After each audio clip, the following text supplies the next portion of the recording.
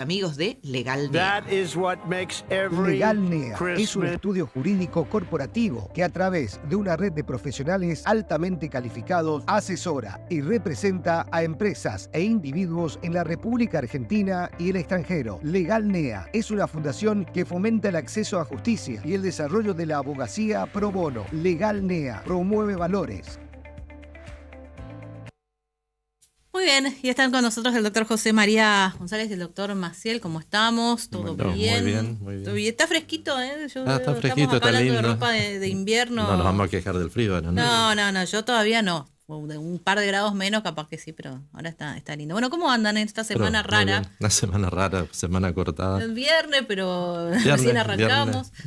Los 2 días fueron inhábiles, ¿no? Ayer y antes de ayer. Acá. Los 2 días fueron inhábiles para Corrientes. Recordemos siempre eso, porque los plazos se computan por jurisdicción, digamos, por espacios físicos. La particularidad de Corrientes es capital, es decir, el interior trabajó normalmente y por lo tanto para nosotros es todo un tema de el registro de los plazos para estar dentro del tiempo que establece la ley para los distintos actos que tenemos que cumplir, ¿no? Pero ayer laburaron, ¿no? O sea, si tienen casos del interior o lo que fuera. Por supuesto, sí. No, en el estudio hicimos una división, algunos el miércoles, otros el jueves, pero todos trabajamos este fin de semana. Lo que no chequeé si Maciel fue o no al estudio. Maciel, ¿qué día le tocó a usted?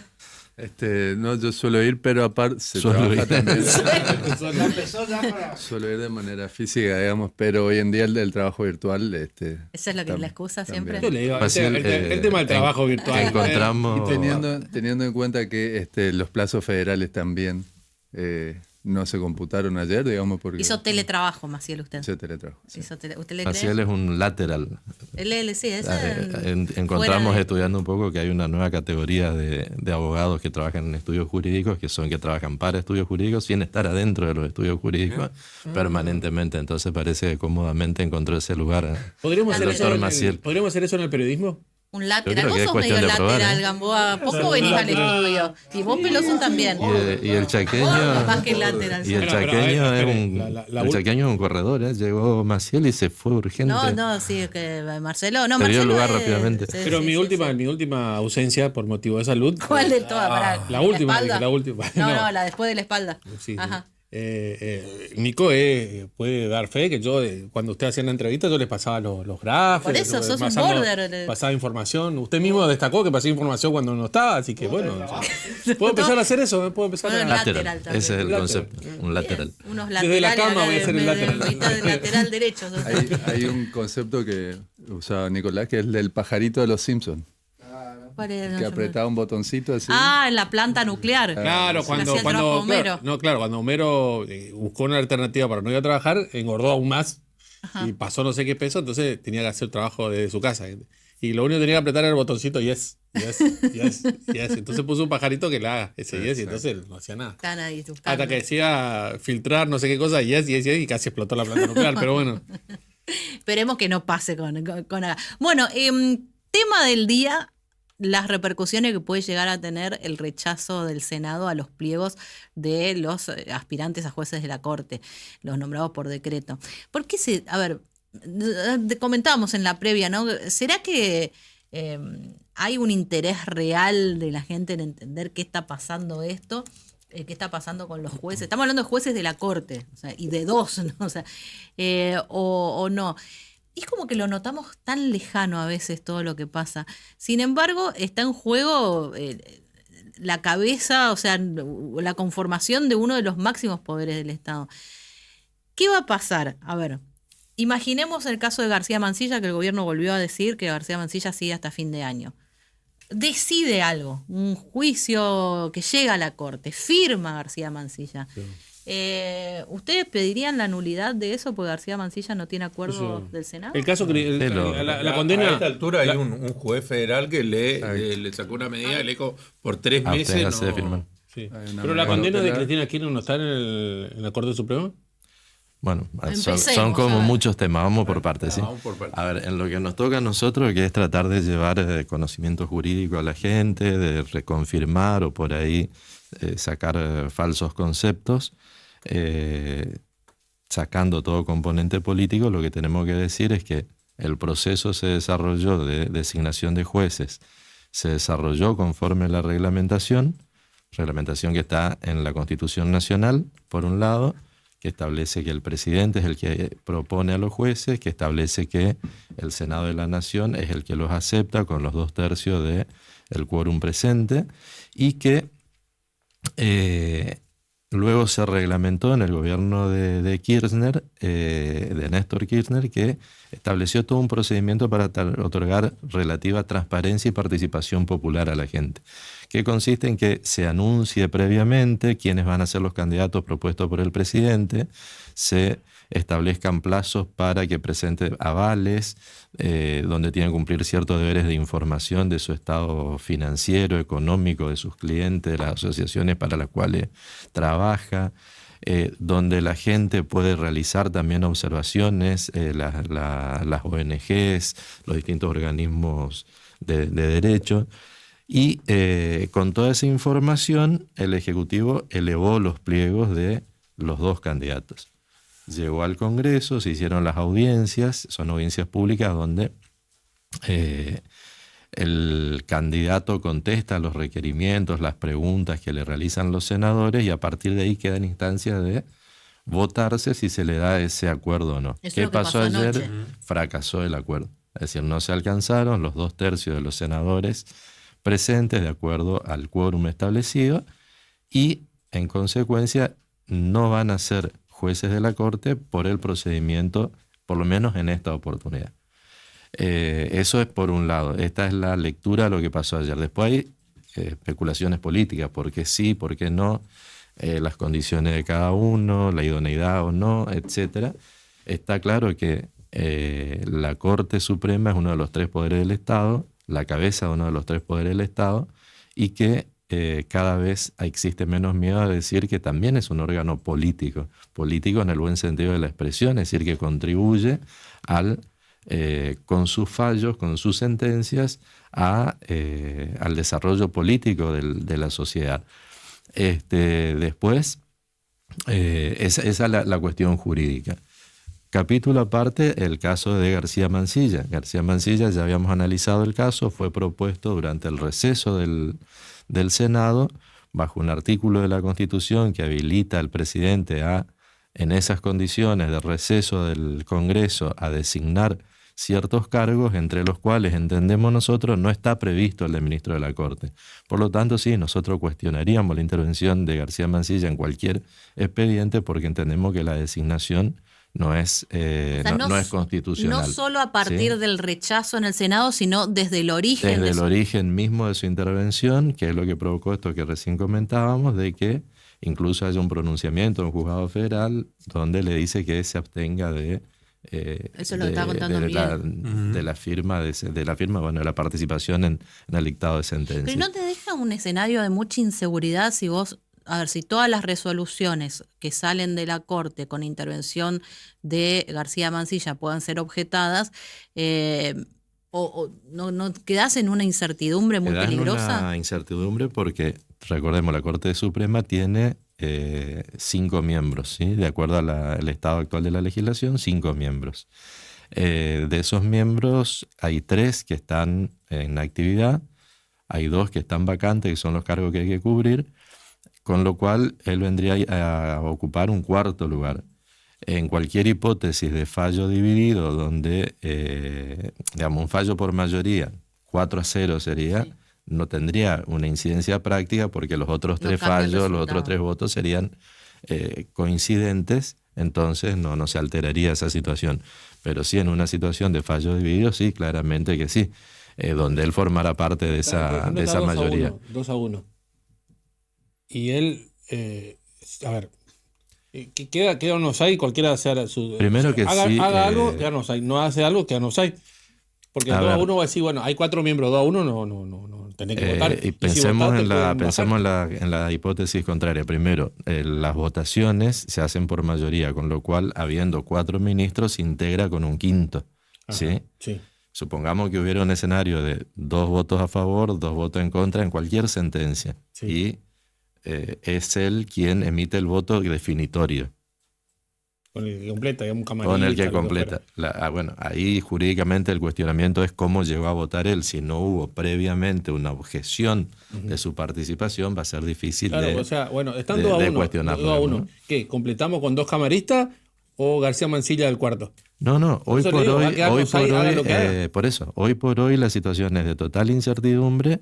Por eso creo que la mayor parte de las repercusiones jurídicas de hoy es cómo va a quedar la intervención, porque él tiene una designación hasta que termine la actividad del Senado, es decir, hasta noviembre de este año. Entonces, la verdad que una posición bastante incómoda para él incluso, ya que ya estaba en una posición incómoda, pues recuerden que en esas audiencias había dicho que si él no era con el procedimiento constitucional, no iba a asumir.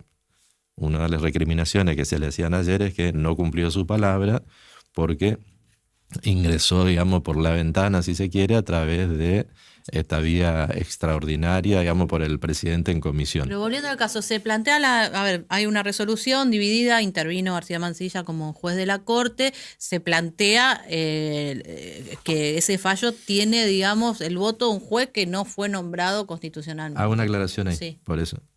La intervención de los jueces se objeta al inicio. Cuando mi expediente va a una cámara, cualquier expediente, o sale sorteado en un juzgado, yo la recusación, que es la herramienta que tengo para apartar un juez, la tengo que hacer al inicio. Si no, ya se perdió la oportunidad. Si no se perdió, precluyó, decimos, se perdió la oportunidad procesal de hacerlo. Lo que ustedes están planteando es decir, bueno, sería revisable con posterioridad, sería un lío más grande, sería revisable con posterioridad todo aquello donde él hubiera intervenido. No. Y yo creo que en principio no, porque la potestad es de la parte de consentir o no su intervención. Por eso hacía referencia que desde el decreto sería. Exactamente. Bueno, pero a la larga, No ¿quién es una... la Corte? La misma Corte que hoy está objetada es la que tiene que resolver. A la larga sí. A la larga la cuestión es de que toda cuestión judicial tiene la potencialidad de llegar en algún momento a que sea decidida por la Corte Suprema de Justicia. Es extraordinaria, no llegan todos los casos claramente, pero sí, hipotéticamente... ¿Un conflicto de poderes no hace un persaltum y va directo a la Corte? ¿Acá hay un conflicto de poderes o no? No, yo creo que no hay un el conflicto de poderes... ¿3 poderes están involucrados? Yo creo que conflicto de poderes hay cuando precisamente no está clara la intervención de cada uno en esto. Acá lo que está cuestionado es la actuación de uno de los ministros que integra uno de los poderes. Me parece que no es una cuestión de conflicto de poder en términos jurídicos, que existe conflicto en el proceso de discusión y designación, sí. Pero técnicamente entiendo que no hay un conflicto entre el Ejecutivo y el Legislativo y el Judicial, o en cualquiera de esas combinaciones. García Mansilla. ¿Perdón?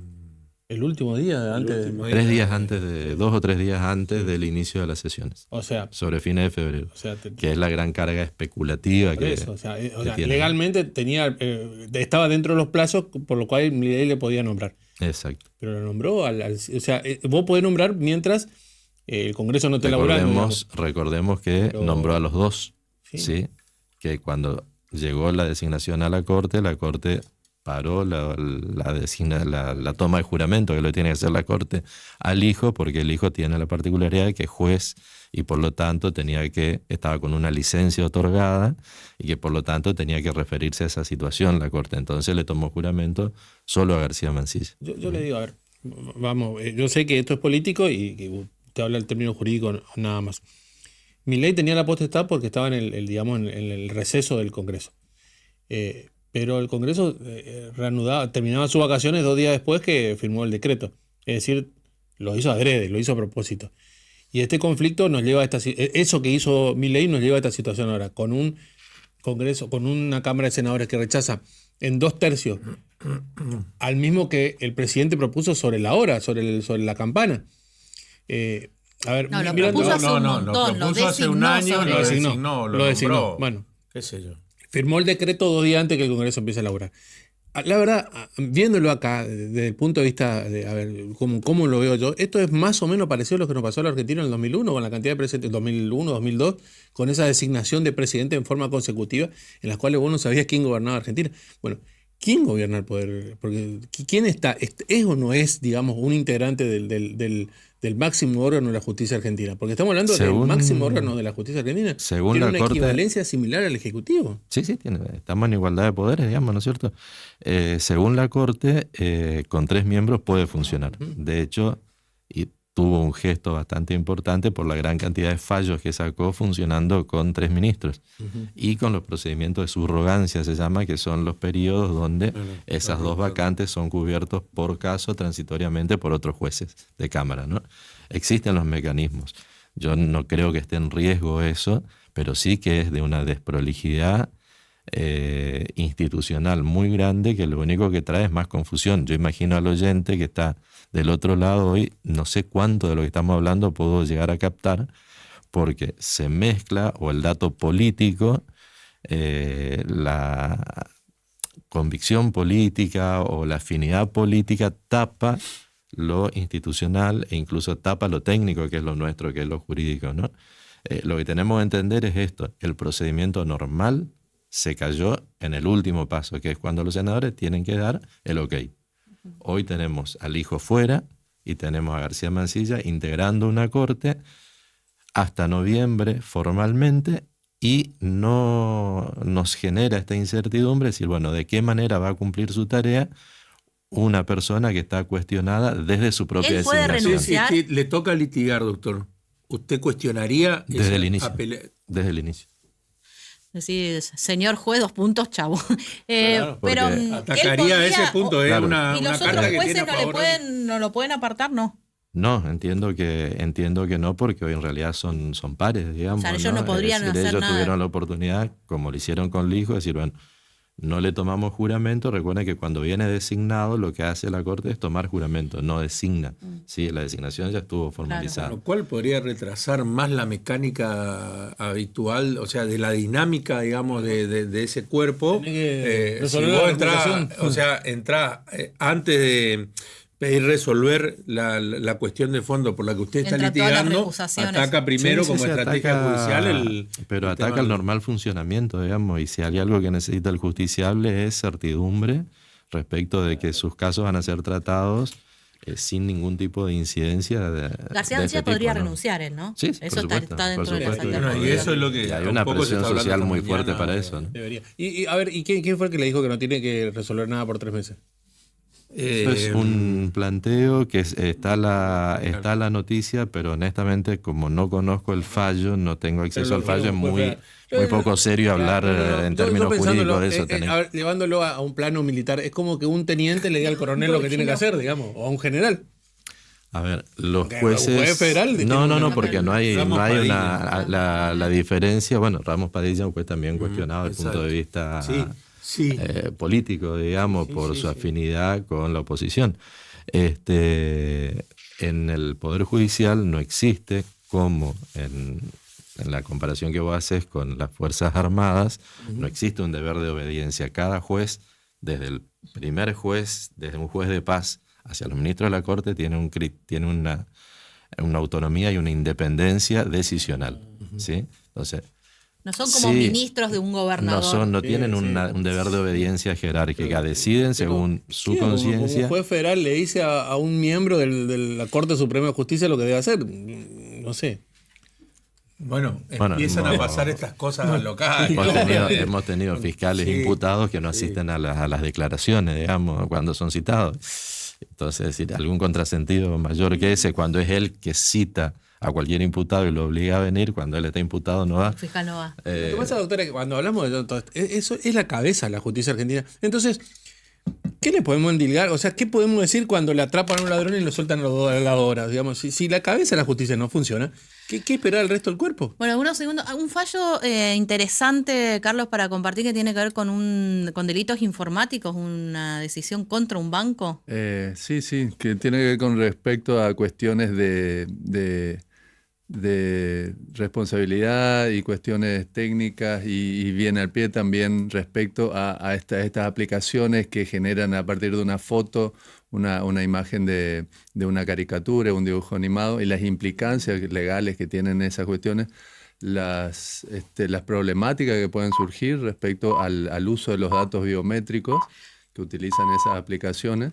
Que Ay, pueden yo vi ser una campaña que decía, no sé, Shibi se llama, o Shibi, Nico, es como es la aplicación esa que te hace como el caricatura. Sí, bueno, decía, no se saquen la foto, no la conviertan porque te están robando los datos, pero así viene pasando desde hace un montón. ¿No viste la publicación de LegalNet entonces? Por eso. Ahí está. Ahí Bueno. está. ¿Qué dicen? No, Yo no hice mi básicamente- caricatura, ¿hago o no? Básicamente de lo No. que se trata es de que, Tener así cuidado. como uno comparte su DNI, el número de tarjeta, la fecha de nacimiento, Sí. el estado de familia, cargando un dato en internet, cuando se toma la imagen de uno está dando información, son los datos biométricos. Ajá. Los datos biométricos son los que permiten la lectura y la identificación, por eso acercamos el teléfono y nos reconoce la Claro, cara, sí. ¿verdad? Entonces, contando con esa información, la aplicación se presume que podría utilizarla no debidamente o no. Vale. ¿Qué es lo que sucede comparado con este caso que vos planteabas recién? Cuando yo le estoy dando mis datos de esta manera a una aplicación, no estoy siendo diligente en el cuidado de mi información. Es como que yo me someto, Claro. bajo la guardia, exhibo mi información, es como que doy mis claves, mis credenciales. Entonces, frente a cualquier conflicto que se genere a partir de allí, yo no voy a poder decir que soy tan inocente como en este fallo que mencionás del superior, donde ante una estafa bancaria dice, no, el usuario bancario, el consumidor de servicios financieros, que cumple normalmente las reglas, no es responsable porque no tiene un deber de diligencia mayor que el banco. En cambio, cuando yo a una aplicación le doy datos biométricos o de los otros sensibles, yo me estoy haciendo cargo de eso y puede que, llegado el momento que se judicialicen cuestiones de este tipo, no tenga esa protección legal que puede tener O sea, el consejo es no hacer la caricatura. El consejo es cuidar los datos personales, Incluyendo la imagen. teniendo conciencia de que la imagen, No, con es forma cierto, de vos datos acercás el biométricos, teléfono y vos con la cara nomás ya desbloqueás las aplicaciones y todo eso. Sí, pero y no hacemos lo mismo en Facebook, en Instagram, subimos nuestras fotos, tranquilo. O sea, si alguien nos quiere chorear la foto, nos chorea con demasiada facilidad. la foto sí, no sé, esto habría que explicarlo técnicamente, pero que vos te pongas frente a un dispositivo que está preparado para tomar aquellos rasgos que te identifican y te hacen único respecto de otro, a punto tal que eso permite generar una medida de seguridad. Me parece que hay alguna diferencia técnica. No la conozco, no es jurídica la cuestión, pero la podríamos ver con especialistas, ¿no? Gracias por venir. A ustedes, muy amables. Gracias, hasta la semana que viene. Tengan buen fin de. Chau, chau. El lateral, ¿cómo es eso? Lateral, gracias, me Hoy gustó estuvo de mucho. lateral también. Hoy estuvo de lateral, Hoy estuvo de está. lateral también. Pero Hacemos la Sos pausa. nuestro gracias. Montiel, nuestro Montiel. Ya venimos. Pajarito.